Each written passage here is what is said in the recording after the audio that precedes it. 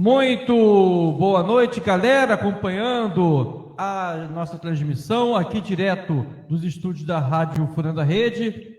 E a galera que acompanha aí, sabendo que para você acompanhar a nossa transmissão, você tem aí algumas opções para poder acompanhar o nosso Conversa Esportiva. Desta terça-feira, dia 7 de maio de 2024, já estamos já chegando na metade do ano, rapaz. Rápido pra caramba. Mas vamos nessa. A galera tem o seguinte, ó, você tem algumas opções para acompanhar a gente. Você pode, além de estar nos acompanhando pela nossa rede social aqui no nosso Instagram, que é o FPRD Furando a Rede, você tem outras opções. Você pode acompanhar a nossa transmissão pela Rádio FPRD, radiofurandarede.site.radio.br.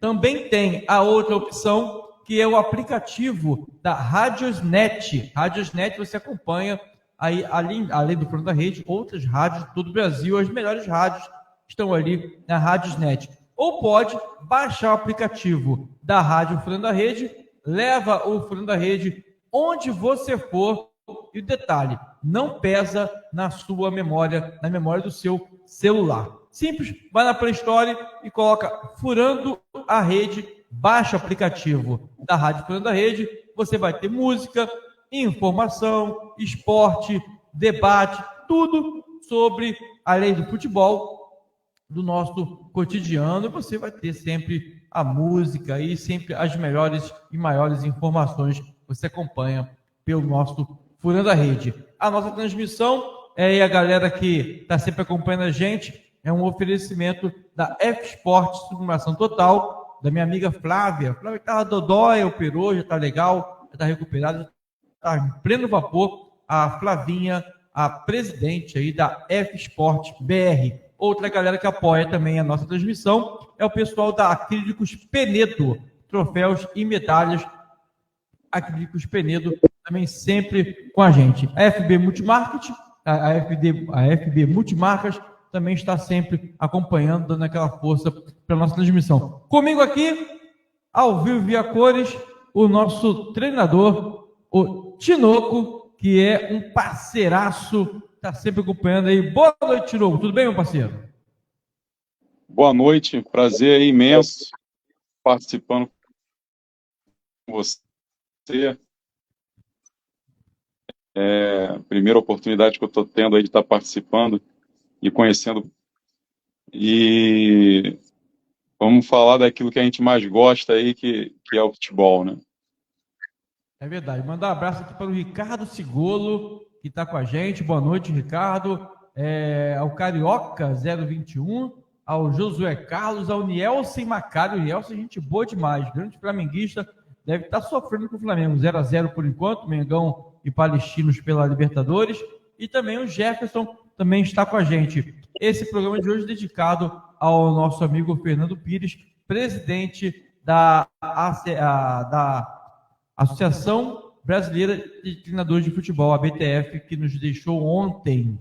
Então, um abraço aí à família, nossos respeitos e considerações à família do Fernando Pires, presidente da ABTF.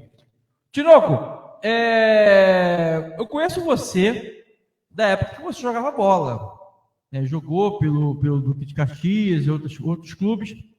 E como é que foi a sua transição, cara, de dar o tapa na bola para ser o responsável e orientar a galera de como dar um tapa na bola? Como é que foi essa transição de jogador para treinador de futebol? Ô Anderson, vou te pedir só para eu falar um pouquinho aí do Fernando, e vou voltar já na sua pergunta, porque tanto o Fernando quanto o Brice, né, que recentemente também nos deixou, né, Sim. foram pessoas muito importantes no meu desenvolvimento como treinador, principalmente o Brice, né, que me acompanhou desde a época de atleta no Fluminense. Então, não poderia aqui esquecer de deixar os nossos sentimentos, né, todo o conforto, todo o consolo para toda a família, que são pessoas muito especiais aí na nossa caminhada. E aí, voltando à sua pergunta, né, eu paro de jogar em 2011, né, já rodando o país todo aí, e bem, parei muito novo, parei com 30 anos, um pouco antes disso, já com 28 anos, eu comecei a planejar, né, a minha transição de atleta para treinador. Então, eu já montei um projeto de escola de futebol, que eu fiz toda a estrutura, conhecendo vários lugares bem-sucedidos, e aí eu inauguro logo depois de parar de jogar, em 2011 mesmo, minha primeira unidade de escola de futebol, justamente para eu me desenvolver como treinador, pegar didática, oratória, algumas coisas que eu julgava pertinente, e também já traçar um plano de carreira, entrando para a faculdade, coisa que eu não consegui fazer ainda como atleta. Então, voltei a estudar, e aí eu fiquei de 2011 até 2018, né, foram 7 anos de muita preparação, fiz o curso da BTF, fiz o curso do Sindicato dos Treinadores, fiz lá os 4 anos de Educação Física, foram 3 de licenciatura, 1 ano de bacharelado, e aí mais alguns cursos de atualização, congressos, até chegar em 2020, que foi a minha primeira oportunidade como treinador profissional. Antes eu tive uma pequena passagem no Sub-20 do América, mas bem curta mesmo, que foi onde eu senti que realmente dava para me desenvolver como treinador. Eu estava muito preparado, né? E uma preocupação muito grande que eu tive foi de realmente ter toda uma preparação acadêmica, né? Porque o conhecimento prático, ao longo do tempo como atleta, essa experiência a gente já tinha, então faltava a parte teórica, para que a gente pudesse, né, sentar à mesa com pessoas que tinham conhecimento amplo sobre fisiologia, preparação física e outras coisas mais que envolvem futebol, como nutrição, psicologia, que a gente aprende ali na área acadêmica, né, que é a parte teórica. E aí eu vi que realmente eu podia ingressar, né, e me desenvolver. E junto eu trouxe comigo algumas pessoas para a gente montar uma comissão técnica, né, que são profissionais que trabalham comigo, que se desenvolveram comigo desde a época de escolinha e também faculdade. Foi um Mais ou trabalho menos bem. assim, sintetizei o máximo possível aí. Mas e você vê que, exemplo, foi muito árdua, né? Correria danada, né? E antes de continuar aqui, deixa eu um abraço, o Nelson Macara dizendo que nem assiste mais jogos do Flamengo, que tá chateado. Se você, flamenguista, não assiste jogos do Flamengo que tá chateado, imagina eu que sou botafoguense. Tá aqui sucesso, sucesso pro Tinoco, né? Que na nova carreira. Tá aqui a Carol Alcântara. Aqui, oi, Anderson. Oi, Carolzinha. Carolzinha, ela é parceira aqui do Programa da Rede também. Tem a empresa dela aí de cílios. A galera acompanha lá, ela lá, que ela é fera. Aqui o Roxo também tá com a gente. O Fernando Melo, que é preparador físico. O Cauã Valente. O Márcio Costa. Tá aqui a Carol. Muito bom. Jogou muito esse rapaz. Carol te conhece, hein? Pelo que aqui, ó. Porque você jogou muito. O marido dela é o Vitor, que é atacante. Jogou pelo FUT e também pelo Paduano ano passado. Está aqui, está dizendo que você é muito bom, que jogou muito. O Nias está dizendo Manda um abração para a Carol aí. E o Nias está aqui, ó. Prefiro sofrer com o Mesquita na 5ª divisão do Rio de Janeiro do que com esse time sem raça, sem sangue. O Felipe Lucena, o CC está aqui com a gente, Sassá está aqui com a gente. Felipe Lucena está me devendo. Tá me devendo entrevista aqui no canal, no nosso programa aqui, o Felipe Lucena. Lucena, amigão, tava na licença A agora com a gente lá. Um abração, Lucena. Valeu, irmão. Pô, ele é fera, cara. Isso aí vou te falar, isso aí, é amigo. Aqui, sabe aqueles amigos que a bote dá e você não espera que seja assim, tão amigo assim? É o Felipe, cara. É um cara, um parceiraço aí. Cara espetacular mesmo. Tive a oportunidade de conhecer agora e é tudo isso aí mais um pouco. É sensacional, o Felipe é sensacional. Tá aqui o Tinoco, meu amigo de turma, fenômeno. Tá aqui, você sabe muito. E também o Giliar Alves tá com a gente aqui. Um abraço. Felipe, eu vou passar depois do programa, Felipe, vou te passar um WhatsApp para a gente bater um papo rapidamente aqui. Então, Tinoco, assim, hoje a profissão técnico de futebol tá tendo aí algumas exigências. Temos aí a licença A da CBF, que você está fazendo, está tendo, além das cobranças, né, de torcida, cobrança de resultados, várias cobranças, tem um outro fato administrativo para o treinador, conseguir trabalhar o cognitivo do atleta, né? Que antes quando você jogava, o atleta por si só, por já estar em campo, defendendo a camisa, já era um motivo o suficiente para ele ter bastante motivação. Hoje, com tantos problemas, ordem financeira, de pagamento, o técnico está começando a desenvolver uma outra formação, que posso dizer assim, de coach, né, de estar sempre motivando o atleta. Como é que você observando, você foi jogador, já era um jogador muito motivado, um jogador que estava sempre dinâmico, ter que também, como treinador, passar esse dinamismo ao atleta em campo, essa motivação extra para o atleta que às vezes passa por problemas de salário atrasado, problemas estruturais, manter focado jogo a jogo. Tem uns aspectos aí, né, psicológicos do atleta, né, e aí envolve muita coisa, né, que principalmente fora de campo, né, família, às vezes o cara tá passando, principalmente nesse nível que eu estou trabalhando agora, né, que é de segunda divisão, Série A2, Série B1, onde os atletas têm um poder aquisitivo um pouco menor, onde enfrentam uma dificuldade bem maior. A gente vê muito desses problemas, né? E aí eu acredito muito nessa parte motivacional relacionada com a confiança, né? O atleta ele precisa estar com confiança. E, às vezes o atleta ele tem um baita potencial, né? Mas tudo que ele tenta ele erra porque ele não está com confiança para se desenvolver.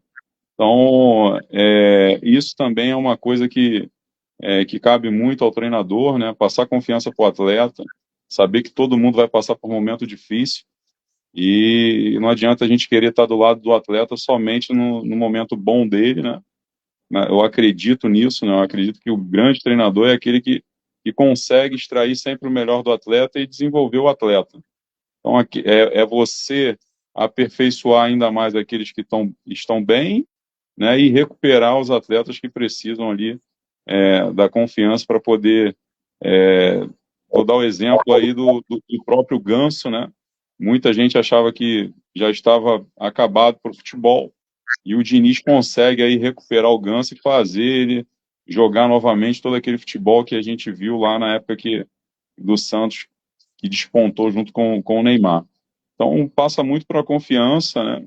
A gente sabe que existem coisas familiares e outras coisas que também têm uma relação muito grande com isso, mas a questão da confiança ela é fundamental para que o atleta consiga ter uma boa performance. Você como jogador, dos treinadores que você trabalhou, qual aquele que te chamou mais atenção, assim, aquele que foi um dos motivos para te dar start de também ser treinador? Qual foi o melhor treinador que você já trabalhou como jogador? Então, eu peguei vários treinadores de perfis bem diferentes, né?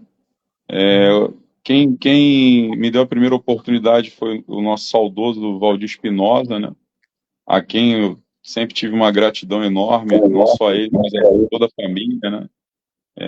Que ele trabalhava junto com o filho, que é o Riverlino Serpa, e conheci também o Alan, sua esposa também. Então, assim, são pessoas que até hoje, pela rede social, a gente tem contato. Trabalhei com Oswaldo de Oliveira, Renato Gaúcho, Joel Santana, Ricardo Gomes, Gama. Então, são todos, Edinho, né? Ex-zagueiro Edinho.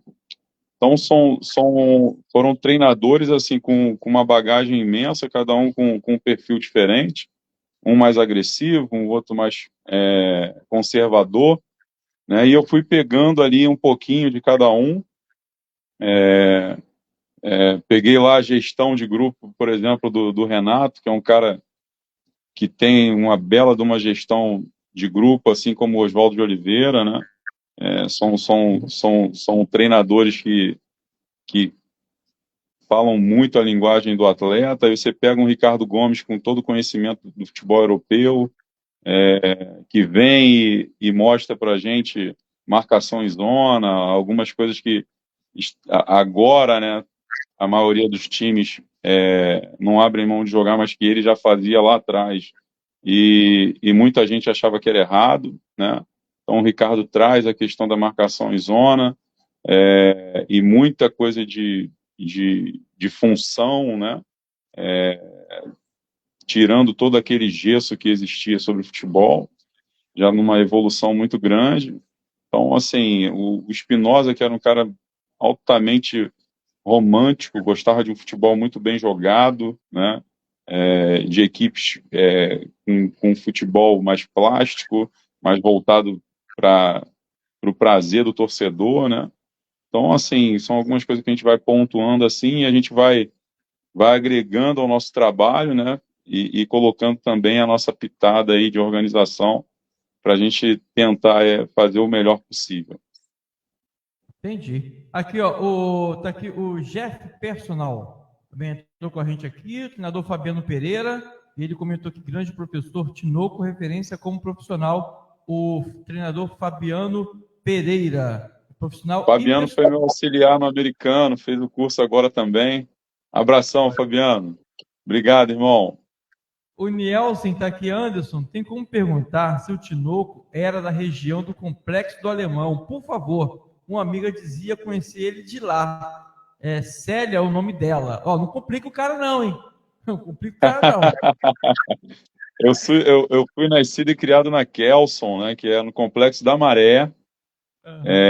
O Complexo da Maré fica de um lado da Avenida Brasil, o Complexo do Alemão, Vila Cruzeiro, fica do outro, né? Mas a gente estava sempre nas competições, nos torneios também no Complexo do Alemão.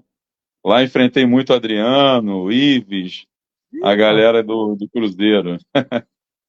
O Ives é parceiro também. O Ives conheci eu conheci o Rio do futebol, quando a gente estava no Vasco, e outros clubes que ele trabalhou. Mas a minha amizade com o Ives foi afunilando, a gente foi se aproximando mais depois que ele parou de jogar.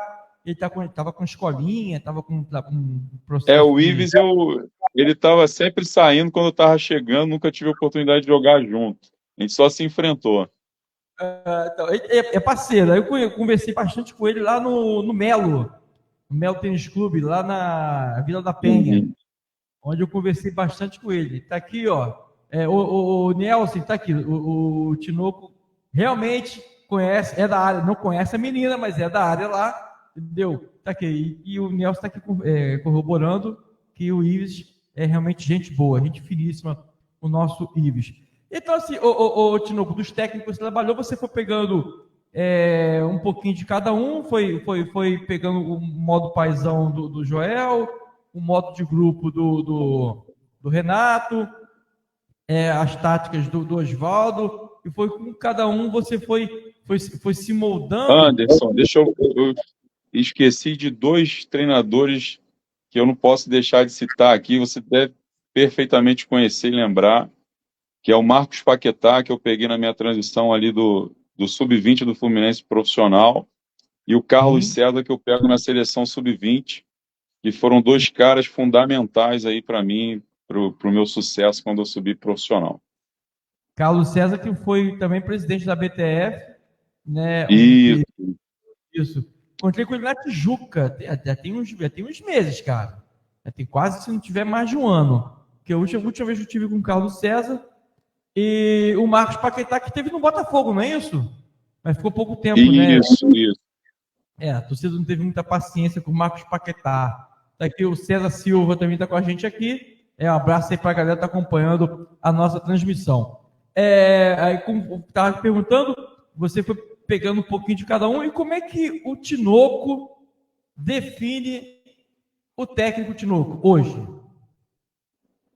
Então, eu gosto de equipes agressivas, né? Equipes que jogam um futebol mais propositivo, né? Do que reativo, que tem um controle do jogo o tempo todo, né?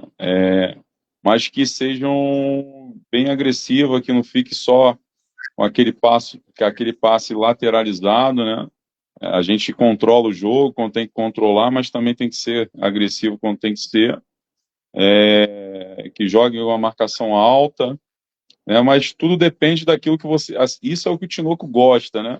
Mas às vezes a gente chega num clube e a gente não tem uma equipe com um perfil de atletas que atendem a isso, e aí você tem que ter essa humildade, né, de entender que não dá para você fazer aquilo que você gosta e você montar um modelo de acordo com as características dos atletas, né? Quem faz isso muito bem, e assim, é um cara que eu gosto muito do trabalho dele, é o Ancelotti do Real Madrid. Você vê que ele vai se adaptando ao perfil dos atletas, né? E é uma equipe que sempre tem uma variação muito grande e está sempre competindo e chegando em momentos decisivos.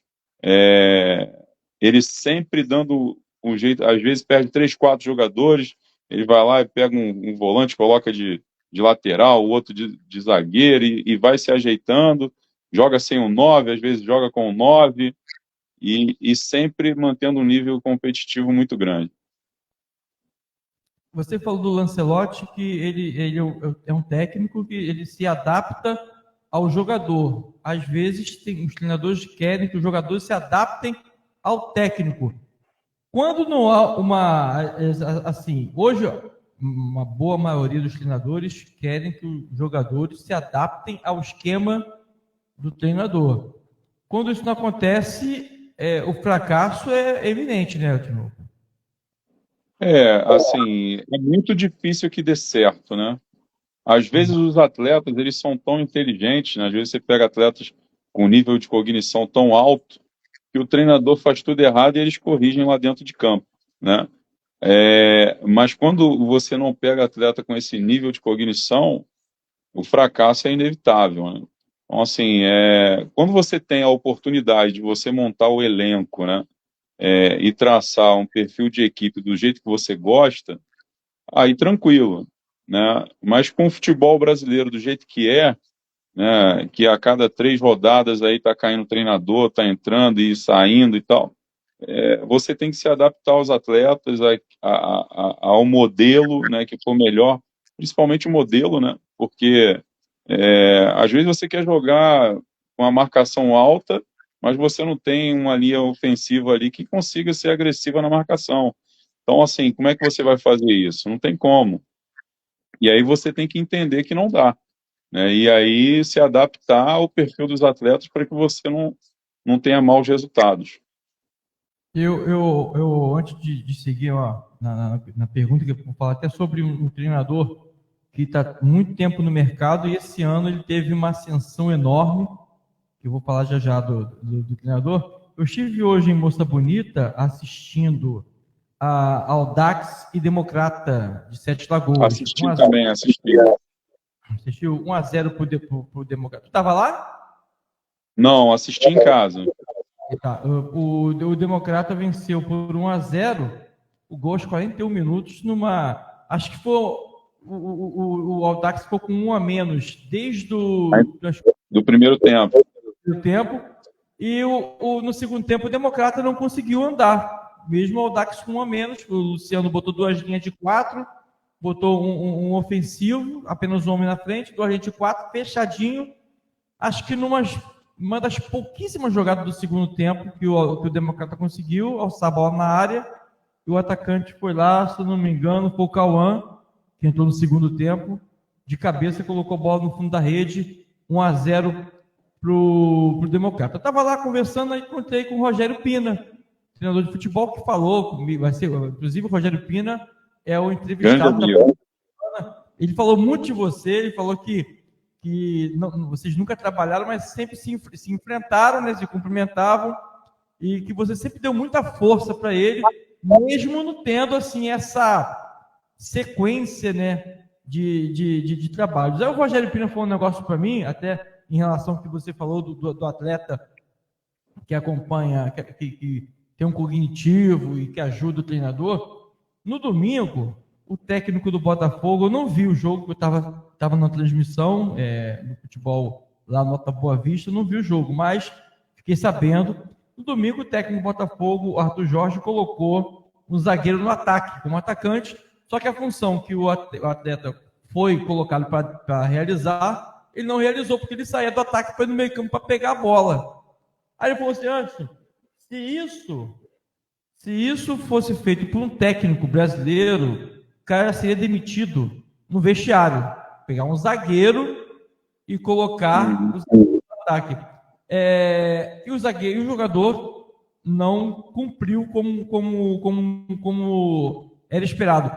Tinoco, é mais ou menos por aí. Hoje o técnico tem uma liberdade que vai até um certo limite, e quando ele dá uma extrapolada dessa, ele não tem a compreensão da direção, ou ele não consegue passar para o jogador aquilo que ele quer, e acontece como aconteceu no último domingo, de um zagueiro jogar no ataque e não ter a realização, porque faltou cognitivo ao jogador, ou o técnico, no momento ali, não soube fazer com que o atleta entendesse o que ele queria.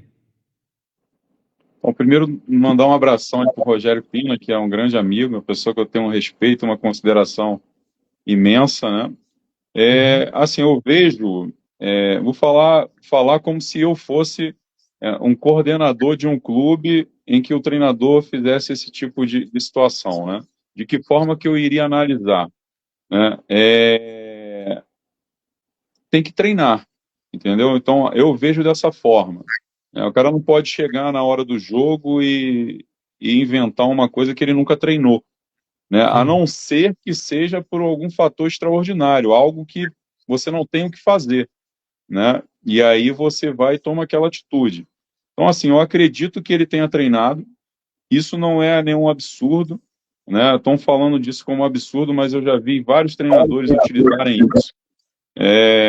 Eu já utilizei isso também, mas é importante treinar, né? Você tem que tirar algum período ali do seu treinamento para esses tipos de situações, né? Então, dentro do seu plano de jogo, se eu estiver perdendo e eu precisar, eu vou abrir mão de um zagueiro, vou jogar ele lá na frente. Então, você treina aquilo ali, né? Vou colocar, vou tirar meus zagueiros e vou colocar jogadores mais ofensivos, né? Treinar a situação com jogador a menos, com jogador a mais. Então, todas essas situações precisam ser treinadas, né? Então, assim, quando você faz algo que você não treinou, né, isso gera desconfiança até nos próprios atletas, né? Até, você pede para o cara para fazer, ele vai falar assim, tipo o Barbosa, né? Barbosa, vai lá para frente. Mas se o cara nunca fez aquilo, se ele não tem nenhuma familiarização com aquela função, até para ele é ruim, entendeu? Então, assim, tem que estar treinado. Na minha visão, isso tem que estar treinado, né? Se treinou, ok. Se eu faço parte da direção ali, né, que não é o meu desejo ainda, né? Mas, assim, e o cara trabalhou, ele treinou, quando acabar o jogo, mesmo perdendo, eu vou lá, vou apertar a mão dele e falar, bacana pela sua coragem, porque você trabalhou e treinou para isso, né? E se tiver que fazer de novo, não tenha medo de fazer, entendeu? Porque se ele faz aquilo ali treinado e dá certo, né? No outro dia iam falar que ele, né? Vou colocar o cara lá no céu. Então, assim, tem que estar treinado. Não pode ser do nada o cara criar uma situação que nunca trabalhou, nunca treinou. É verdade. Antes de começarmos nas perguntas diretas aí para o Tinoco, eu vou falar sobre a ascensão de um treinador de futebol que teve a confiança do clube que ele trabalha. Eu acho que ele é o técnico hoje com maior tempo de clube, que é o Carlos Vitor, técnico do Nova Iguaçu, que depois de muitos anos, ele teve esse ano, 2024, o seu grande holofote, né, colocando o Nova Iguaçu na final contra um Flamengo. Inclusive ele foi homenageado, o Tite deu uma medalha de campeão para ele.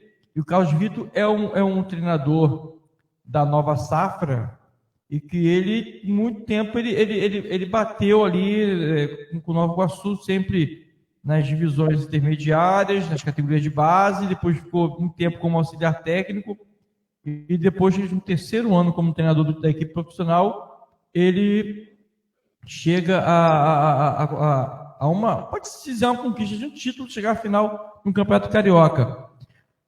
Teve com o Carlos Vitor uma paciência muito grande de esperar, acreditar no trabalho. O Nova Iguaçu Futebol Clube não vamos dizer assim, o Nova Iguaçu não quis gastar dinheiro com o treinador, porque eu acho que o problema do Nova Iguaçu não é dinheiro, pode ser qualquer outro menos dinheiro, entendeu? Acho que não tem nenhum tipo de problema a equipe iguaçuana.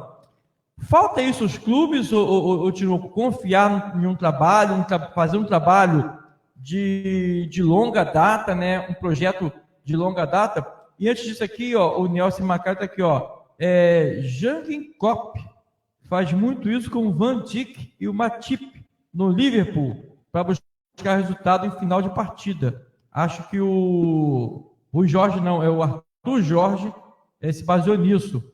Está aqui até ratificou aqui que é o Arthur Jorge, o técnico. Entendendo que o Klopp faz isso, faz muito isso lá no Liverpool, né? De botar um zagueiro no ataque para buscar resultados. Está aqui o Nelson Macário falando com a gente. Com certeza é treinado, né? Então, assim, falta isso, Tinoco, um pouco mais de paciência com o projeto, realmente acreditar que o projeto vai dar certo? É uma situação mais abrangente, né? Isso tem a ver também com a questão estrutural dos clubes, né? O clube, para poder fazer um planejamento como o Nova Iguaçu faz a longo prazo, precisa ter condições de fazer, precisa ter calendário, né? Então, assim, às vezes você tem alguns clubes que têm esse desejo, mas não tem calendário, não tem recurso, né? O Nova Iguaçu já é diferente, assim, eu posso falar com muita propriedade, porque praticamente todos os funcionários que estão lá no Nova Iguaçu eu conheço bem, são amigos, né? Que a gente está sempre trocando ideia. Então, conheço muito bem o Andrezinho desde a época de atleta. Tivemos aí o prazer de jogar junto na seleção sub-20 e depois de se enfrentar em alguns clubes. O Márcio, que é o preparador físico do CAL, né? Que é o Carlos Vitor. Foi meu preparador físico no primeiro trabalho que eu fiz lá no América, né? E foi meu preparador físico ano passado agora, no acesso com o Duque de Caxias. Então eu conheço muito do Cal, a gente já se conhece já há bastante tempo. Um cara espetacular, entendeu? Um cara que sabe muito bem o que ele quer, entendeu? Então, apaixonado pelo Nova Iguaçu, acredita demais naquele projeto ali. E, assim, a administração do clube, né, com o seu Vitor, né, o Jorge, que são pessoas que isso é muito importante no dirigente e no gestor de clube, que é não ser passional, acreditar no projeto, né, e passar confiança para os funcionários, para as pessoas que estão desenvolvendo futebol. E isso eles fazem muito bem. Eu assim, já acompanho e assim, acho que é um exemplo de administração para todos os outros clubes, principalmente do Rio, né, de continuidade de profissionais independente do calendário, né? Então, às vezes você vai ter ali algum hiato de calendário, né, e aí vai te obrigar a gastar durante um período que não tem competição, mas é importante que você mantenha aqueles profissionais nesse período que não tem receita, para que você tenha continuidade do trabalho e entre mais forte em outras competições com uma organização ainda maior. E o Nova Iguaçu faz isso muito bem. O Cal, com certeza, ele recebeu vários convites, né? Mas ele tem um foco, né? Tem um planejamento ali junto com o Nova Iguaçu, que eles acreditam muito, e eu acho muito bacana esse tipo de trabalho que eles estão fazendo lá. Beleza, agora vamos começar aqui algumas perguntas aqui, e uma que chegou para a gente aqui é a seguinte: você fez um excelente trabalho com a equipe do Duque de Caxias, no último trabalho que você fez na equipe caxiense, colocou a equipe de volta aí ao acesso, né? Conquistou um título, chegou a um acesso. E a pergunta que se faz: por que não houve a renovação com você? Partiu do clube não renovar ou o Tinoco não quis renovar com o Duque de Caxias para deixar a galera já assim melhor do que você falando? Não tem. Por que não houve a renovação e a continuidade do trabalho que estava excelente na equipe caxiense? Então, eu comecei no Duque em 2020, né? Em 2020 estava na Série B1, foi aquele ano que não tem como eu falar do ano passado sem passar por essas etapas, né? Porque além de treinador da equipe profissional, eu também era o gestor de todas as categorias de base, desde o sub-11 até o sub-20. Né? Então, assim, em 2020 eu começo a desenvolver esse trabalho no clube, e a gente, naquela competição em que podia cair para B2, permanecer na B1, né, avançar para A2 ou a seletiva, nós saímos da B1 e fomos para A2, mas não alcançamos a seletiva porque perdemos a final ali do jogo de acesso à seletiva para o Nova Iguaçu com 2 resultados iguais. Ganhamos em casa de 1-0, perdemos fora por 1-0. E aí tem uma lacuna, né, nesse planejamento, que é 2021. É isso que eu falei ainda há pouco, de manter os profissionais, mesmo sem competição, sem calendário, quando o clube tem condição de fazer isso. E aí a gente teve que sair, aí dei uma rodada, fui para o Sampaio Correia, para o Americano, e volto em 2022. A gente chega na semifinal, mas não consegue o acesso. O clube em 2021 caiu da A2 para B1, né? Eu venho para B1 e a gente consegue o acesso agora esse ano. Só que durante todo esse período, mesmo quando eu saio para equipes profissionais, eu continuo fazendo o trabalho de desenvolvimento da base, do sub-11 ao sub-20. Né? E aí eu comecei, no ano passado, eu enfrentei muitas dificuldades no clube relacionadas à base, né? Com falta de campo para treinamento, algumas coisas que a gente precisava avançar de organização, para ter uma visão de crescimento do clube, eu não enxergo de outra forma que não seja investimento com a base. Então, assim, e aí, assim, quando a gente consegue o acesso, a gente tinha a ideia de haver uma renovação, pelo menos de 50% do grupo para o ano seguinte e dar continuidade ao projeto. Nós tínhamos lançado no profissional 9 atletas do sub-20, esses 9 atletas jogaram praticamente toda a Copa Rio, que a gente é eliminado para a Portuguesa em 2 jogos dificílimos, que a Portuguesa precisou sangrar para poder se classificar, e a gente até merecia um resultado melhor contra a Portuguesa. Então, assim, quando a gente consegue o acesso, eu tinha na minha cabeça que ia ter uma valorização maior de todo esse período em relação à base e à continuidade do projeto. Né? E junto com isso, eu precisava priorizar a licença A, porque junto com o acesso eu recebi 2 convites e que eu precisava ter a licença A para poder estar trabalhando, e eu não pude ir, né?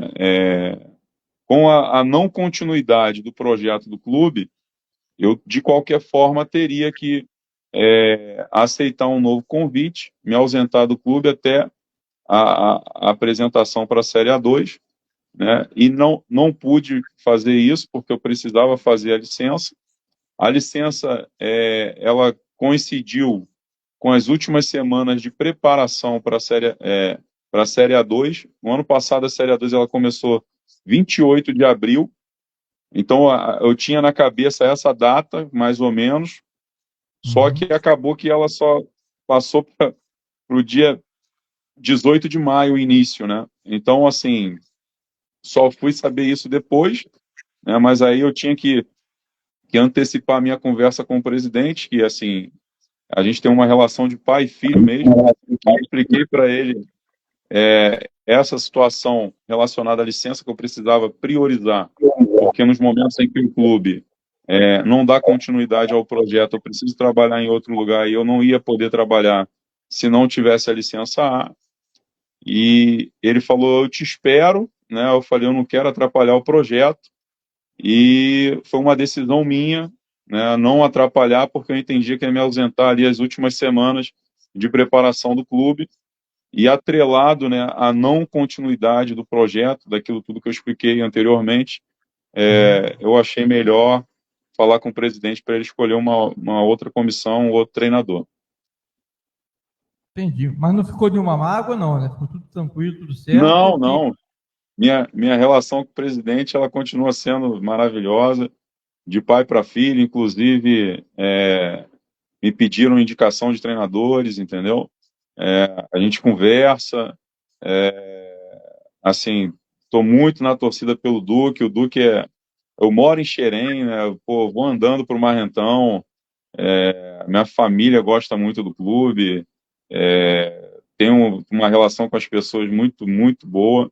Então, assim, não mágoa nenhuma. Vou continuar na torcida aqui, torcendo muito para que o Alexandre faça um grande trabalho lá, que é um grande treinador, né? Não foi muito feliz agora no Bangu, mas fez Sim. excelentes trabalhos na Cabo Friense, no próprio Petrópolis. Então, é um cara muito capacitado, né? Um cara que não tenho ainda a felicidade de ter uma intimidade maior com ele, mas daquilo que a gente escuta as pessoas falarem, daquilo que a gente vê de trabalho dele, é um cara que tem uma capacidade muito grande para desenvolver um grande trabalho lá no Duque. E eu vou estar muito na torcida para que tudo dê certo, porque é o clube aqui da minha cidade, muito próximo, e que aprendi a amar, entendeu? E gosto das pessoas. Então eu vou estar muito na torcida para que tudo dê certo. Com certeza vai dar. Aqui, o Nielsen está aqui. Anderson, pergunta ao Tinoco se a contusão que ele teve ainda o incomoda, como acontece com outros ex-atletas. Rapaz, Foi lá incomoda e muito. Então, eu tive uma lesão muito grave, né? As pessoas que lembram do período que eu joguei, quase que 100% delas lembram do período que eu tive lesionado, né? Foi uma coisa muito marcante, porque eu vinha muito bem, né? Joguei praticamente todos os jogos da Copa João Avelange em 2000, e aí na transição para o ano de 2001, eu tenho essa lesão no joelho, assim, de ligamento cruzado, aí pega... A única coisa que ficou intacta do meu joelho foi o lateral, o restante do joelho todo ele foi atingido, e eu fiquei 2 anos e meio para me recuperar, um período muito grande, muito difícil. Eu volto a ser relacionado para um jogo em 2003, né? E assim até hoje eu sinto, né? Sinto dores no joelho, tenho uma limitação de extensão e flexão da perna, né? E que também por conta disso acabou me trazendo também problema com a coluna. Então eu faço constantemente fisioterapia, academia, né? Se eu não manter esse reforço aí, eu não consigo tá saudável para trabalhar, né? Então é uma coisa que eu tenho que estar sempre focado e dedicado em fazer para que eu possa aí dar sempre o meu melhor como treinador, porque exige muito da parte física, principalmente eu que entro muito nas atividades, né? Sou muito atuante dentro dos treinamentos. Então, mesmo sendo treinador, ainda preciso ter ainda um pouco de vida como de atleta, né? Para poder desempenhar bem a minha função. Você joga bola ainda? Joga as peladinhas normal A ou não gente joga? joga a peladinha normal, agora tá na febre aí do futevôlei, né? Então aqui no condomínio tem uma galera aqui que joga futevôlei e tava proibido de jogar porque lá no Tupi e lá em Juiz de Fora eu tive uma crise na coluna e aí tive que passar por tratamento e já estava normal de março e abril, né? Agora eu começo aí a ser liberado novamente para estar jogando aqui uma bolinha do futebol, que é uma coisa que dá para a gente fazer mais frequente. É verdade. Aqui o Nelson aqui, experiência própria, meu amigo. Eu sofro aos 49 anos com as dores de quando rompi o direito aos 16 e o esquerdo aos 19. Deus abençoe vocês. O Guto, treinador Guto Carvalho, boa noite, um grande abraço, nobre amigo Anderson Itinogo aqui, o Guto, que é treinador de futebol também, e se formou lá na BTF, né? E ontem ele falou sobre o Fernando, inclusive, nas suas redes sociais. Como é que está hoje o projeto Tinoco como treinador? Algumas propostas, algum trabalho em vista, ou está naquele período de estudo? Como é que está hoje o profissional Tinoco? Então, eu priorizei a licença, né, como eu falei, eu recebi uma ligação, uma sondagem de um clube que ia disputar a Série D do Brasileiro, e 2 clubes de fora do estado, mas a gente não chegou num denominador comum. Acredito eu que muito em questão da minha de ter que priorizar, né, a licença nesse momento, e aí ter que me ausentar de um período importante de preparação, acabou não dando certo. Agora já resolvi a questão da licença, né? Foram aí 12 dias muito, mas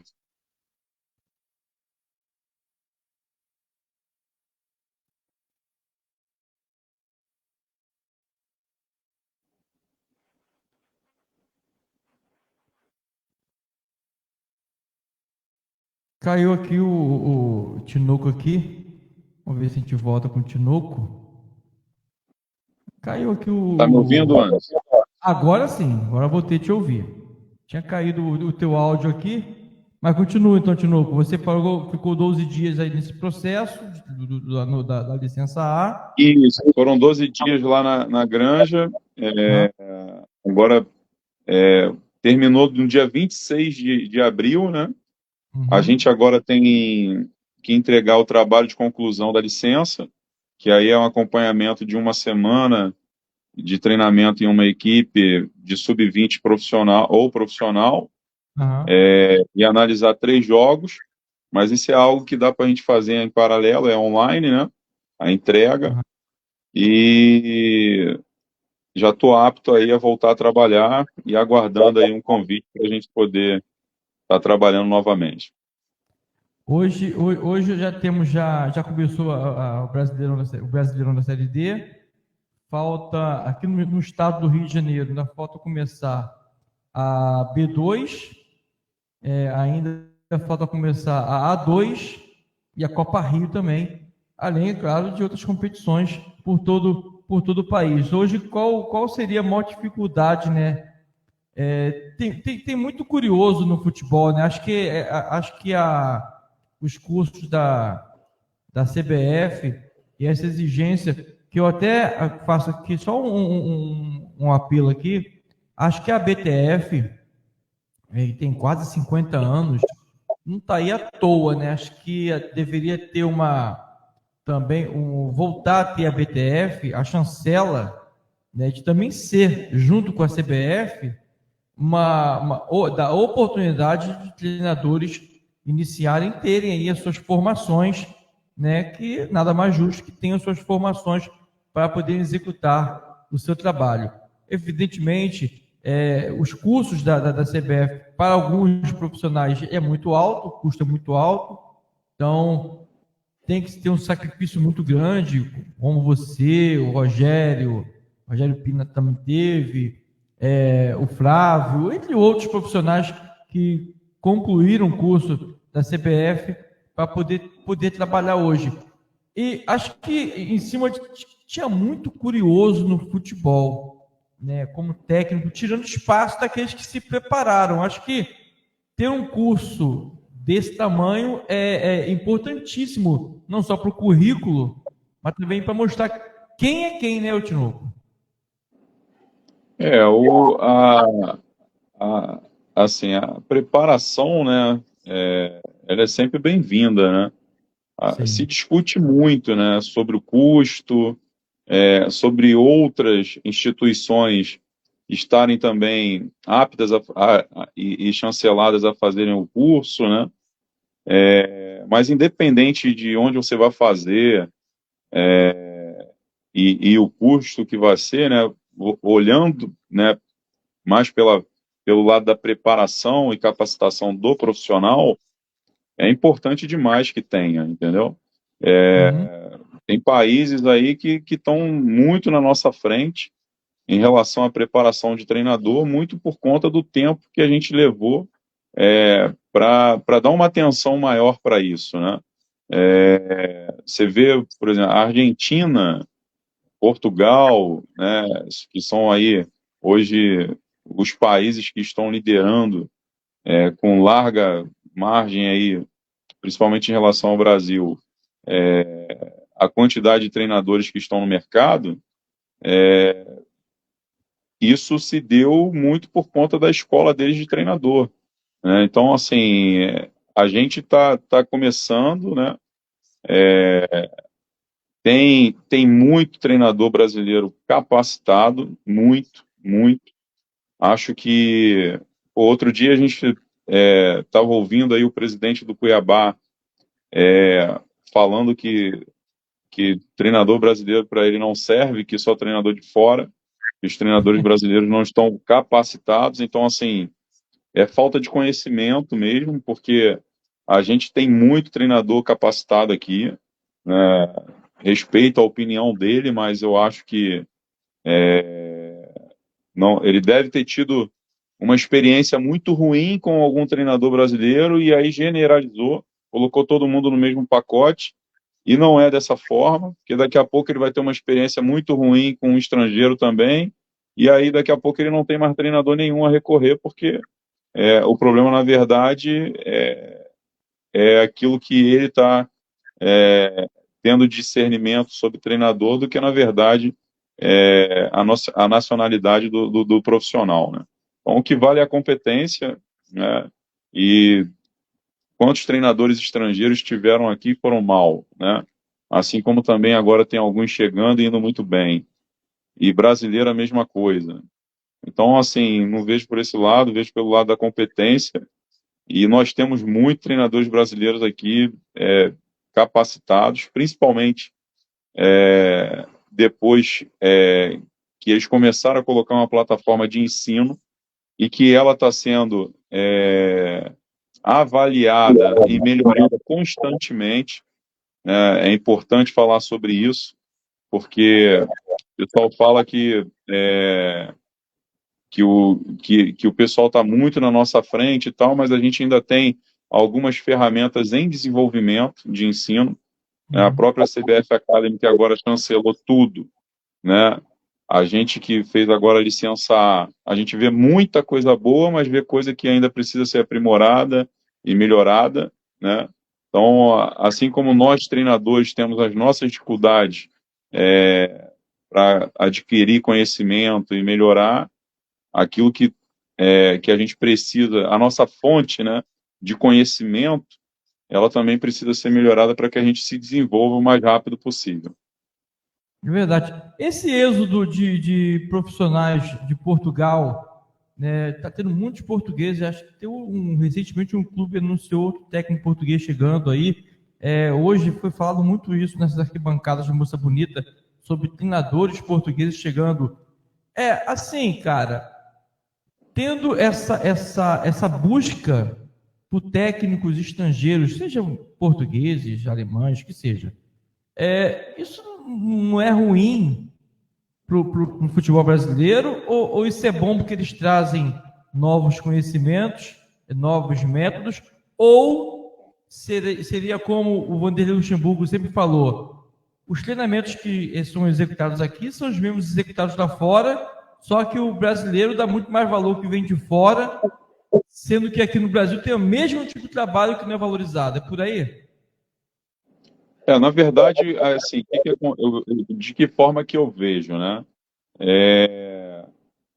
Eles eles vieram aqui antes, né? Pegaram de forma que nós tínhamos aqui desorganizada, né? O conhecimento, eles levaram para lá para a terrinha deles, organizaram os conteúdos, né? Se você pegar tudo que eles organizaram, tem origem aqui, né? Tem origem aqui, e agora eles estão vendendo isso para a gente, entendeu? Então, assim, faltou para a gente se organizar lá atrás de forma melhor, né? Isso é muito falado nos cursos e é uma grande verdade. O futebol brasileiro ele não escreve, ele não registra conhecimento, e aí, assim, as pessoas vêm aqui, levam, organizam, registram, e depois estão vendendo para a gente aquilo que tem origem aqui. Então, assim, mas a capacidade dos treinadores daqui, isso não muda, né?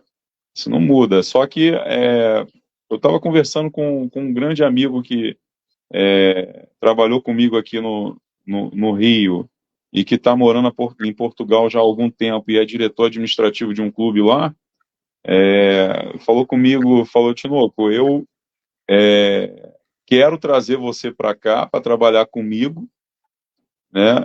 Mas hoje eu não consigo te trazer se você não atender tudo aquilo que eles pedem aqui. Então, para eu entrar lá, eu tenho que ter não sei quantos jogos na Série A, eu tenho que ter não sei o quê, uma série de exigências que aqui no Brasil eles não têm, Não entendeu? tem. Então, o cara vem, né, e faz, e é tratado pela gente muito bem, né, diferente daquilo que a gente passa lá. A gente não é maltratado, mas lá existe regra, né? Existe regra que precisam ser cumpridas e que aqui não. Então, assim, é uma desigualdade muito grande, né? Então, essa situação de treinador estrangeiro, treinador brasileiro, ela vai muito além, né? Muito além daquilo que as pessoas conversam e falam, né? As pessoas falam muito de competência, mas tem algumas coisas que vêm antes da competência, né? E aí é uma organização para que o treinador consiga se desenvolver, as regras para entrar nos países, que nem sempre a gente tem as mesmas facilidades que as pessoas têm para entrar aqui. Então, assim, é bem maior do que tudo aquilo que veicula, né, que a gente escuta pela imprensa, que a gente, né, vê as pessoas comentando. As dificuldades são bem maiores, porque às vezes falta um pouco de profundidade das coisas, mas eu entendo que a gente está encontrando um caminho, sabe? Eu acho que a CBF está encontrando o caminho de se organizar.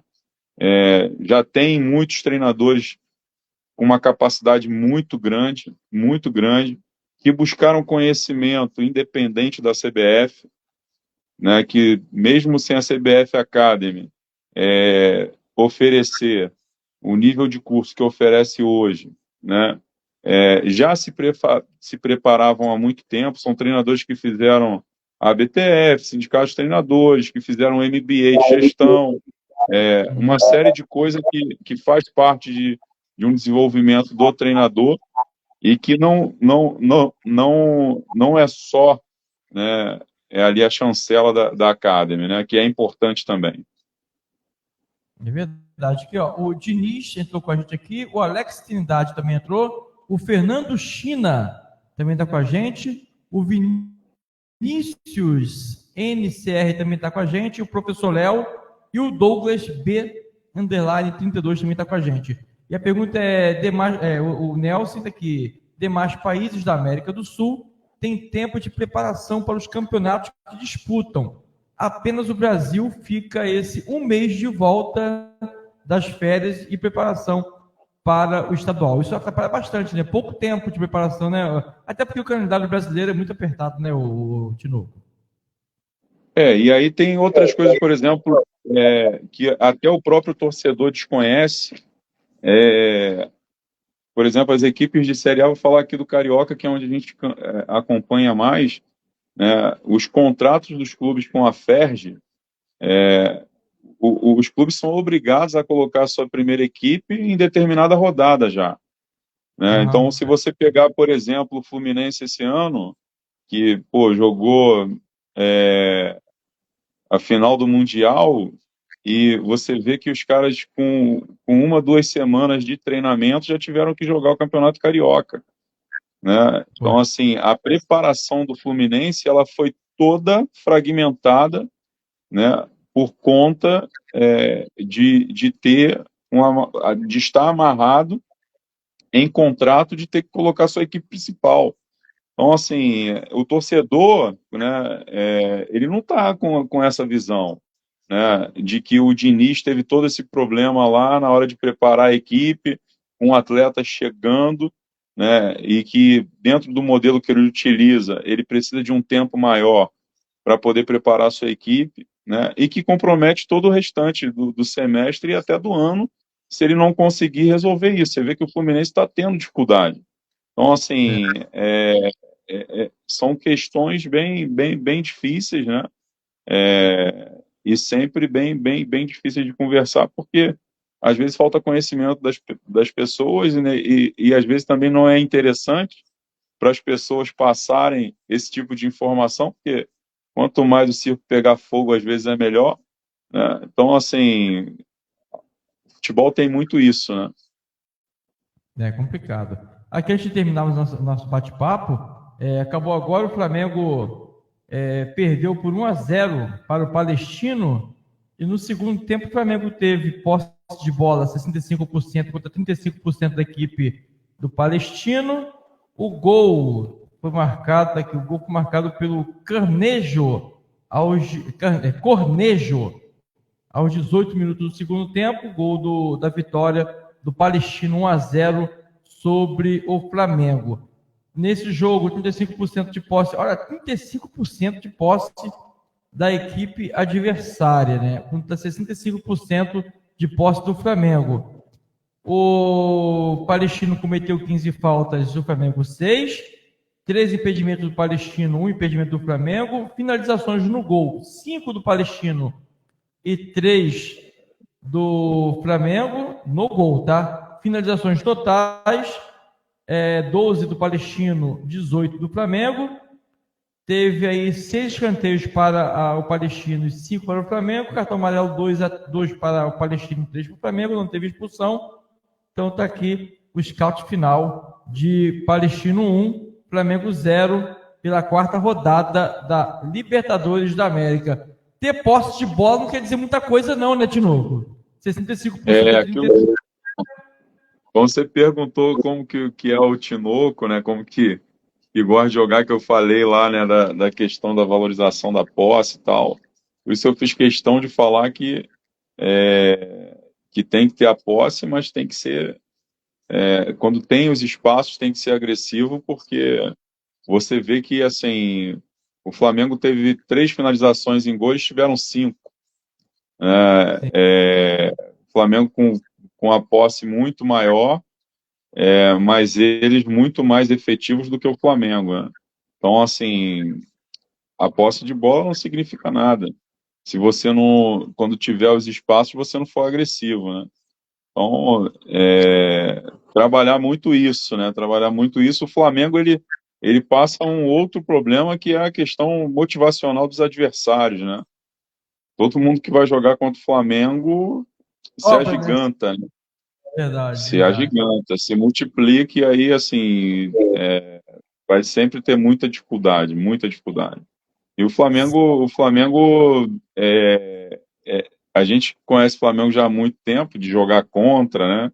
Sabe da força da torcida do Flamengo, mas o Flamengo, quando ele está pressionado também, é muito difícil, né?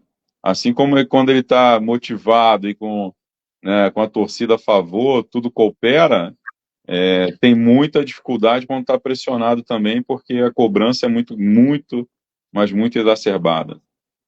Tá aqui o Nielsen, tá aqui fora Tite. A Girlei Santos está com a gente. Tá aqui, ó, fora Tite, leva de novo para treinar o Flamengo. O Gleison Fábio está com a gente aqui também. O Campeonato Carioca também estou com a gente aqui. Um abraço para a galera que está aqui. Chegaram no finalzinho, né? Já estamos terminando aqui. Acredito que teremos manifestação no aeroporto, não é isso, Tinoco? Com certeza, né? Isso é fato. Certeza.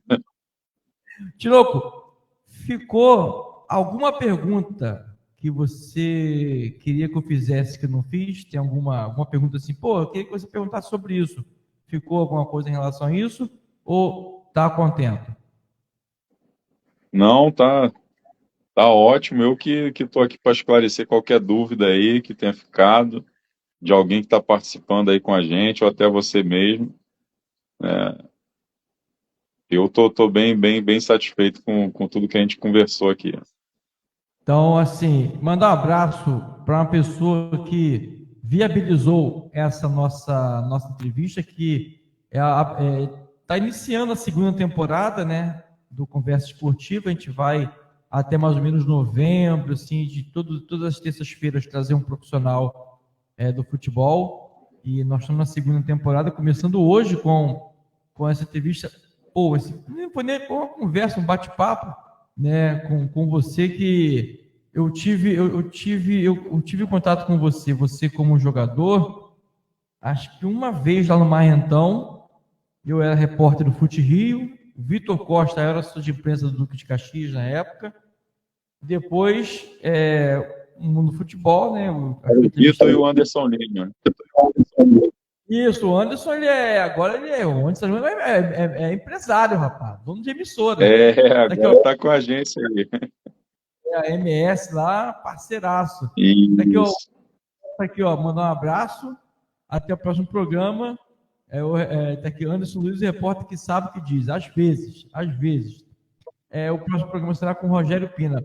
Ô, Tinoco, um abraço para quem viabilizou esse bate-papo, que é o Daniel, preparador de goleiros, está lá em Minas Gerais, se não me engano. Está trabalhando em Minas Gerais. Nacional de Muriaé. Exatamente, Nacional de Muriaé.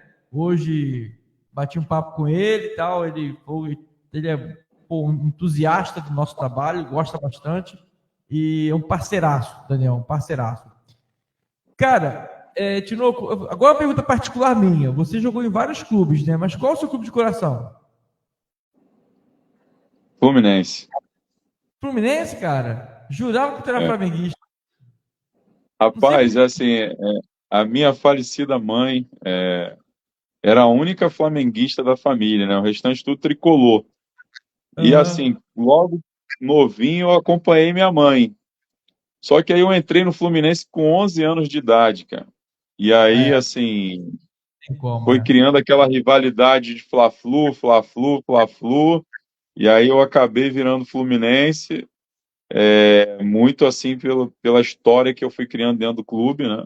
E aí, assim, acaba que não tem como, né?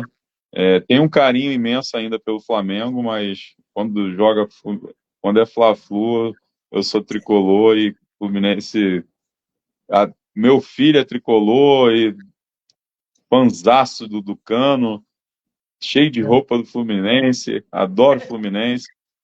Agora tá vibrando com a chegada do Thiago Silva, então, assim, tem uma paixão muito grande ainda pelo Fluminense, que foram 12 anos, né, defendendo o Fluminense, então não tem muito como ser diferente. É verdade. Por falar em Fluminense, mando um abraço para o Manuel, da RVB Esporte, material esportivo da RVB. Manuel, olha, a RVB vem patrocinar o Plano da Rede aqui. O Plano da Rede é rádio, é site, transmissão de jogos, filmagens, galeria de fotos. O Plano da Rede está aí. Estamos precisando de patrocínio. Vem para cá, RVB, vem fortalecer aqui com a gente. Manuel é um grande amigo. Deixa o meu abraço aí também para o Manuel. Grande amigo, parceiro, vendedora lá, Kelly. A gente boa lá na Pavuna. Abraço, irmão. Tá aí o Manuel aí com a gente. O Manuel é parceiro demais, cara. Manuel é parceiro demais. Manuel, fala com o chefe aí, Manuel, para patrocinar o Plano da Rede, pô. Fala com ele aí. Tinoco, cara, muito obrigado. Foi um prazerzaço conversar com você. A galera que acompanhou a gente nessa retomada, nessa segunda temporada do Conversa Esportiva. Cara, o Manuel botou aqui, Tinoco, você é 1090. Não sei se é piada interna, você acaba, botou 1.000, botou aqui, ó, 1.000. Pô, 1.090 é mais do que 1.000, deixa no 1.090, que aí fica naquela, vai chegar a 1.100 já já. Tinoco, obrigado, meu irmão, pela sua disponibilidade, pela sua parceria aí, de estar aí num horário como esse, 11 horas já, acompanhando a gente aqui e dando, brilhantando essa abertura de segunda temporada do Conversa Esportiva aqui no nosso canal no Instagram. Muito obrigado, meu irmão. Obrigado de coração.